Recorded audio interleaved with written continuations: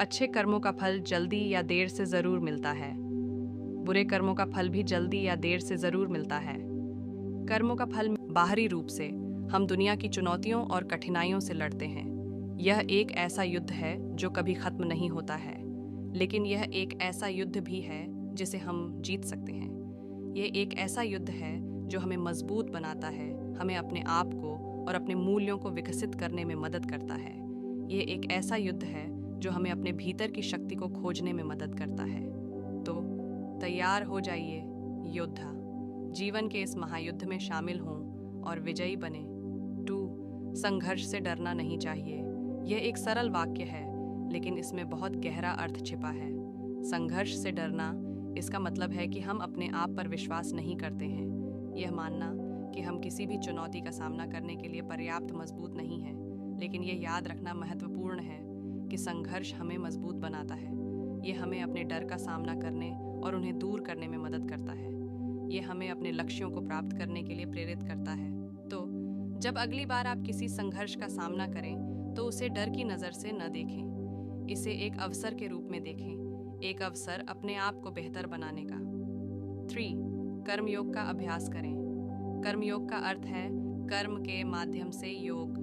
यह एक ऐसी दर्शन है जो हमें सिखाती है कि हमें अपने कार्यों को ईश्वर के प्रति समर्पित करना चाहिए।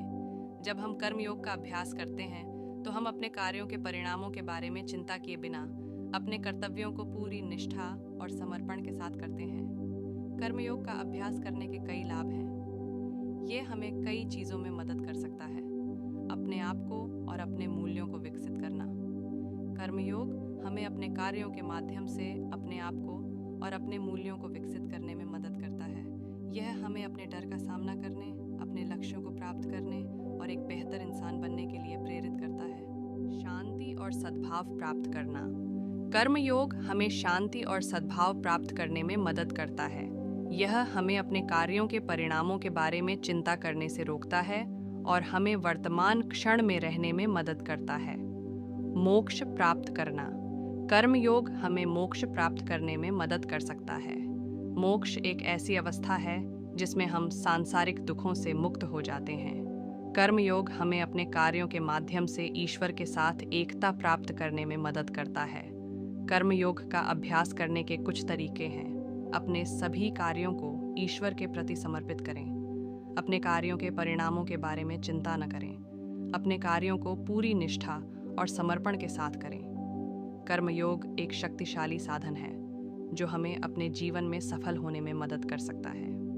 4 कर्मफल को त्याग दें। कर्मफल से मुक्त हो जाओ।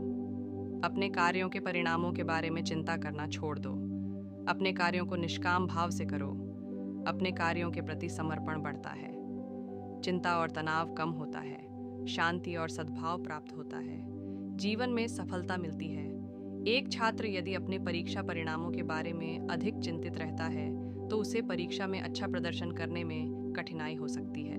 लेकिन यदि वह परीक्षा परिणामों के बारे में चिंता करना छोड़ देता है और अपना पूरा ध्यान परीक्षा में देने पर केंद्रित करता है, तो उसे बेहतर परिणाम मिल सकते हैं।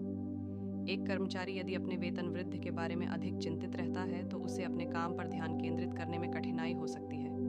लेकिन यदि वह वेतन वृद्धि के बारे में चिंता करना छोड़ देता है और अपना पूरा ध्यान अपने काम पर देने पर केंद्रित करता है, तो उसे बेहतर प्रदर्शन करने और वेतन वृद्धि पाने की अधिक संभावना हो सकती है। कर्मफल से मुक्त होना एक शक्तिशाली साधन है जो हमें अपने जीवन में सफल होने में मदद कर सकता है।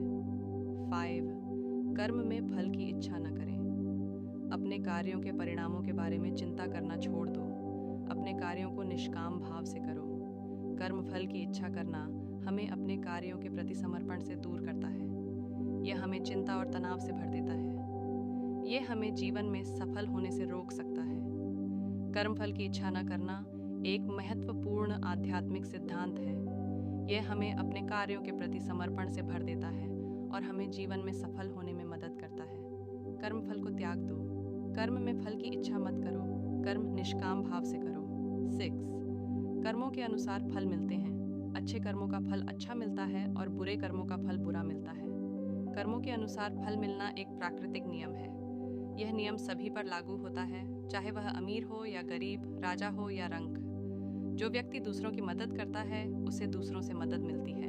जो व्यक्ति दूसरों को नुकसान पहुंचाता है उसे दूसरों से नुकसान पहुंचता है। कर्मों के अनुसार फल मिलना एक महत्वपूर्ण सिद्धांत है। यह हमें अच्छे कर्म करने के लिए प्रेरित करता है और बुरे कर्म करने से रोकता है। कर्मों के अनुसार ही फल मिलते हैं। अच्छे कर्मों का फल अच्छा मिलता है, बुरे कर्मों का फल बुरा मिलता है। कर्म ही फल का बीज है। 7. कर्मों का फल समय पर मिलता है। अच्छे कर्मों का फल जल्दी या देर से जरूर मिलता है। बुरे कर्मों का फल भी जल्दी या देर से जरूर मिलता है। कर्मों का फल मिलने का समय हमारे नियंत्रण से बाहर है, लेकिन कर्मों का फल जरूर मिलता है। एक व्यक्ति जो दूसरों की मदद करता है उसे दूसरों से मदद मिलती है, चाहे वह मदद जल्दी मिले या देर से। एक व्यक्ति जो दूसरों को नुकसान पहुंचाता है उसे दूसरों से नुकसान पहुंचता है, चाहे वह नुकसान जल्दी मिले या देर से। कर्मों का फल समय पर मिलने का सिद्धांत हमें अच्छे कर्म करने के लिए प्रेरित करता है और बुरे कर्म करने से रोकता है। कर्मों का फल कभी न देर होता है न जल्दी। कर्मों का फल जरूर मिलता है। कर्म ही फल का समय निर्धारित करते हैं। कर्मों का फल एक दिन जरूर मिलता है। 8. आत्मज्ञान की प्राप्ति के लिए प्रयास करें। अपने आप को जानने और ईश्वर के साथ एकता प्राप्त करने के लिए प्रयास करें। आत्मज्ञान एक ऐसी अवस्था है जिसमें व्यक्ति अपने आप को और ईश्वर को जान लेता है। यह एक अत्यंत सुखद और शांतिपूर्ण अवस्था है। आत्मज्ञान की प्राप्ति के लिए प्रयास करना एक महत्वपूर्ण लक्ष्य है। एक व्यक्ति जो आत्मज्ञान की प्राप्ति के लिए प्रयास करता है वह अपने आसपास की दुनिया को अधिक गहराई से समझने लगता है। वह अपने विचारों और भावनाओं को बेहतर ढंग से समझने लगता है। वह ईश्वर के साथ एकता की भावना का अनुभव करने लगता है। आत्मज्ञान की प्राप्ति के लिए प्रयास करना एक कठिन लेकिन फलदायी प्रक्रिया है। यह हमें अपने जीवन में शांति और आनंद प्राप्त करने में मदद कर सकता है। आत्मज्ञान प्राप्त करें, अपने आप को जानें, ईश्वर के साथ एकता प्राप्त करें। आत्मज्ञान प्राप्त करने के लिए प्रयासरत रहें। यहाँ एक और संस्करण दिया गया है। आत्मज्ञान को अपना लक्ष्य बना। जब आप कम से कम उम्मीद करते हैं, इस प्रक्रिया पर विश्वास रखें। यही सबसे विश्वसनीय तरीका है अपने लक्ष्यों तक पहुंचने का। विशिष्ट परिणामों पर फोकस करने के बजाय उन कौशलों और ज्ञान को हासिल करें जो जीवन भर काम आएंगे। हर दोहराव के साथ छोटी उपलब्धियों पर गर्व करें जो आपकी बढ़ती क्षमताओं को दर्शाती हैं। धीरे धीरे आपके निरंतर प्रयासों से आपको संतोषजनक उपलब्धि का अनुभव होगा। 8वां पड़ाव, वास्तविक दुनिया में बदलाव दिखाएं। आत्म सुधार और व्यक्तिगत विकास पर काफी समय और प्रयास लगाने के बाद वास्तविक दुनिया में ठोस परिणाम दिखाना जरूरी है। कौशल हासिल करना, अंतर्दृष्टि प्राप्त करना और प्रेरक भाषण देना ही काफी नहीं है। स्थायी बदलाव के लिए जरूरी है कि स्पष्ट परिणाम दिखाए जाएं जिन्हें आसानी से देखा जा सके। जब आप कोई बदलाव लाते हैं तो यह सोचें कि इससे और किसे फायदा होगा।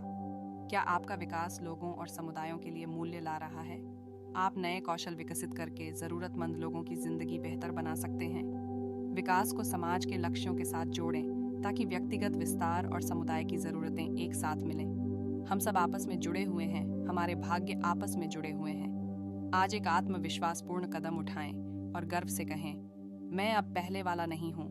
अपने विकास का प्रमाण दिखाएं और बताएं कि कैसे इन सुधारों को मापा जा सकता है और वे वास्तविक दुनिया में कैसे सार्थक प्रभाव डाल रहे हैं। अपने संदेश को स्पष्ट और आसानी से समझने योग्य बनाएं। जैसे जैसे आप अपनी नई संभावनाओं को उजागर करते हैं, वैसे वैसे पुराने बंधन टूटते जाएंगे और दूसरे लोग भी पूछेंगे, उसने यह कैसे हासिल किया और मैं भी कैसे इस बदलाव का हिस्सा बन सकता हूँ। आशा को पनपने दें और अपने क्रांति के आगमन का स्वागत करें। 9वां पड़ाव, अपनी कहानी के हीरो बने। जब हम दूसरों की तेजी से सफलता देखते हैं तो हमें लगता है कि बड़े काम या तो किस्मत से होते हैं या कुछ लोग ही असाधारण होते हैं, लेकिन यह सच नहीं है।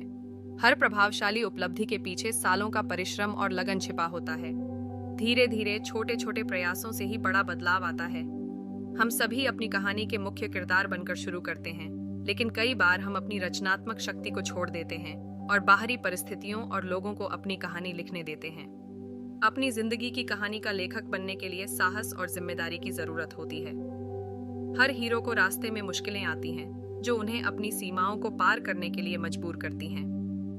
आप भी चुनौतियों का सामना करने के लिए तैयार रहें और उनका डटकर मुकाबला करें। मुश्किलें मजबूत किरदार हैं जो आप में से बेहतरीन निकालने के लिए आती हैं। चुनौतियों को पार करना आपकी असली क्षमता को उजागर करने का एक जरूरी हिस्सा है। आखिरी पड़ाव जीरो टू हीरो। सफर ये जीरो टू हीरो का आखिरी पड़ाव है, लेकिन आपकी कहानी अभी शुरू हुई है। आपने पीड़ित मानसिकता को छोड़ दिया है, अपनी जिंदगी की दिशा खुद चुनी है और अपने अंदर की शक्ति को पहचाना है। अब आप में वो साहस, ज्ञान और कौशल है जो आपको अपनी कहानी का हीरो बना सकते हैं। आने वाली चुनौतियों का सामना सकारात्मक सोच के साथ करें और उन्हें विकास और खुशी पाने के अवसरों के रूप में देखें।